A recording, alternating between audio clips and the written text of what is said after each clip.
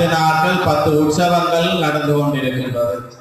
அந்த வகையிலே இன்றைய தினம் நான் நினைத்தேன் நிறைய அடியவர்கள் இந்த கற்பூர சட்டியிலே கலந்திருப்பீர்கள் என்று. ஏனென்று சொன்னால் மாயையாகிய உலகத்துக்குள்ளே நாங்கள் வாழுகின்றோம். மாயை எம்மை சூழ்ந்திருக்கின்றது. மாயை எப்படி சூழ்ந்திருக்குது என்று சொன்னால் எங்களுடைய தோல் சரீரம்தான் வெளிப்படையாக மாயையாக இருக்கின்றது. அதே போலதான் இந்த கற்பூரத்தை நாங்கள் எரிக்கின்ற பொழுது அதனுடைய திண்மமானது மெல்ல மெல்ல உருகி உருகி காற்றுடன் கலக்கின்றது. நீங்கள் கற்பூரத்தை ஒரு 2 நாள் திறந்து வைத்தீர்களாக இருந்தால் அது காற்றுடன் கலந்து அப்படியே கரைஞ்சு போல் ஒன்றுமே இல்லாமல் இருக்கு இல்லையா?